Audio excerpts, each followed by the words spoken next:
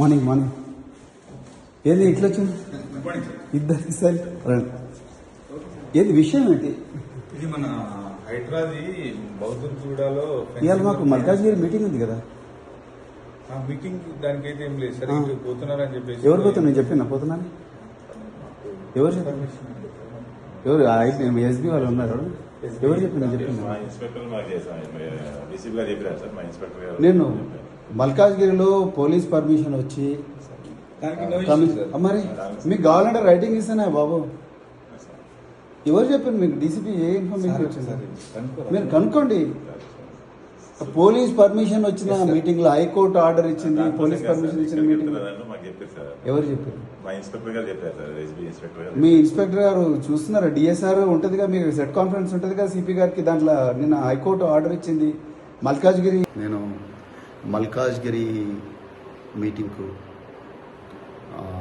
మల్కాజ్గిరి కమిషనరేట్లో సరూర్ నగర్ స్టేడియంలో ఉండే మీటింగ్కు ప్రిపేర్ అవుతుంటే ఈరోజు మరి సైబరాబాద్ పోలీసులు ఉదయమే మా ఇంటికి వచ్చి నన్ను హౌస్ అరెస్ట్ చేస్తామంటున్నారు.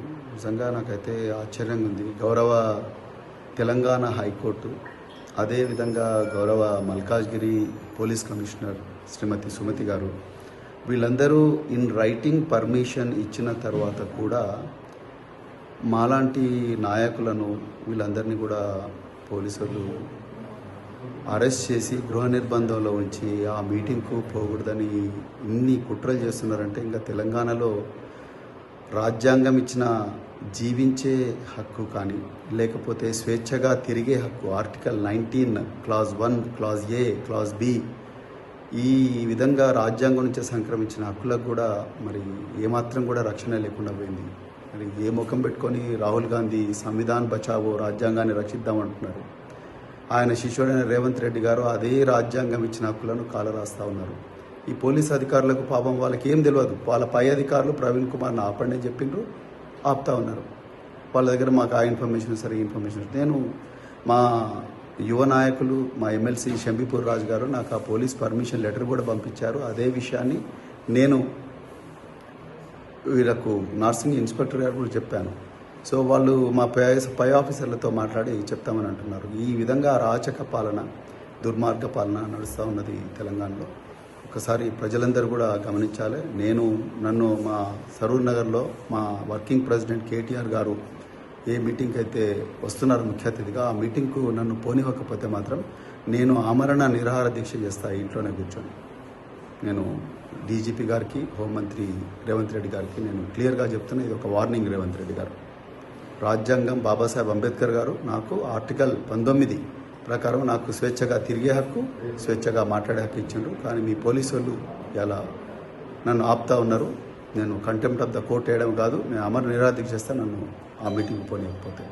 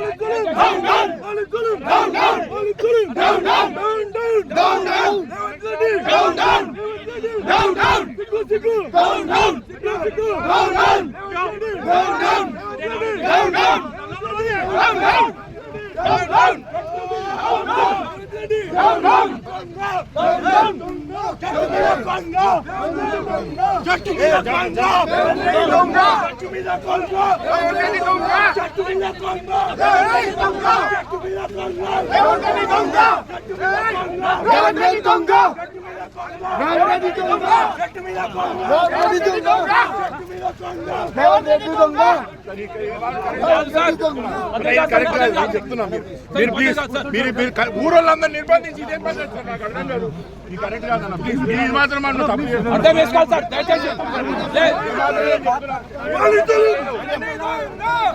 ఊరోళ్ళందరూ నిర్బంధించి మమ్మ పట్టుకోవడం ఇదే పద్ధతి.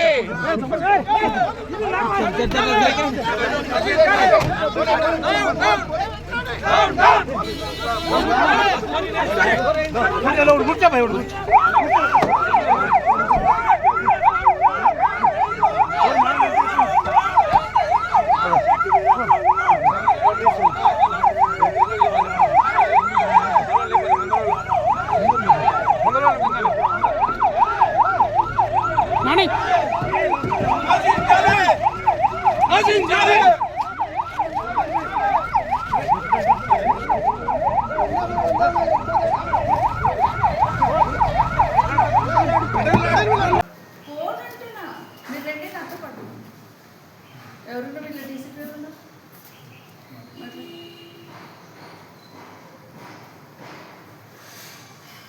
అందాక మొత్తం గేటు దాకా గేటు కూడా దాటినారు నా కూడా చెప్తుంది మిమ్మల్ని గేటు కూడా దాటినారు తెలిసిపోయింది రెండు ట్యాబ్లు పెట్టుకుని ఏం వీడియోలు తీస్తారు మీరు వచ్చిన మాత్రమని సాక్ష్యమా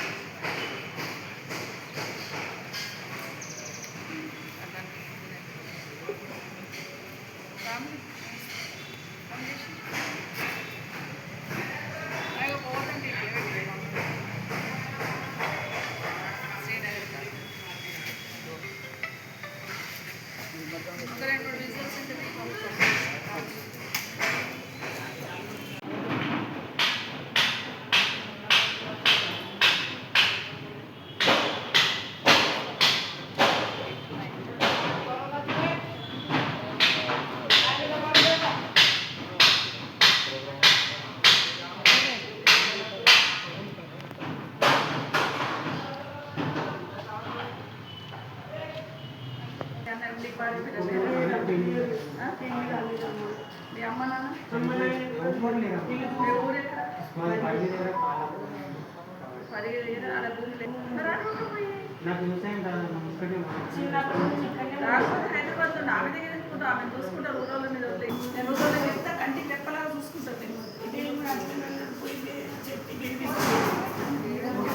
ఊళ్ళో అభ్యంతరం వచ్చింది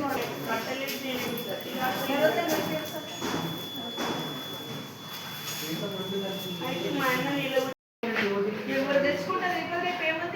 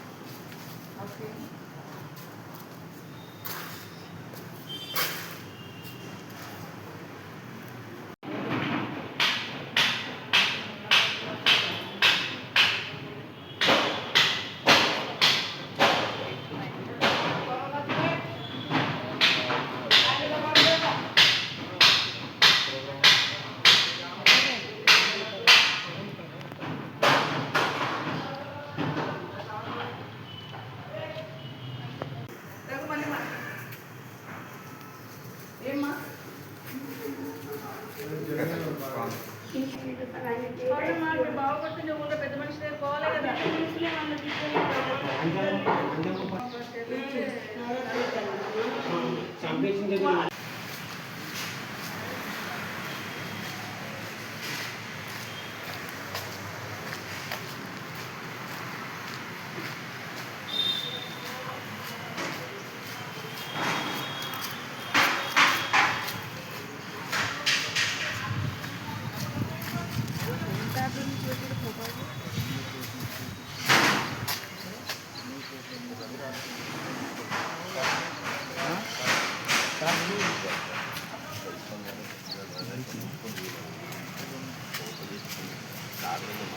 రాజుడు మీద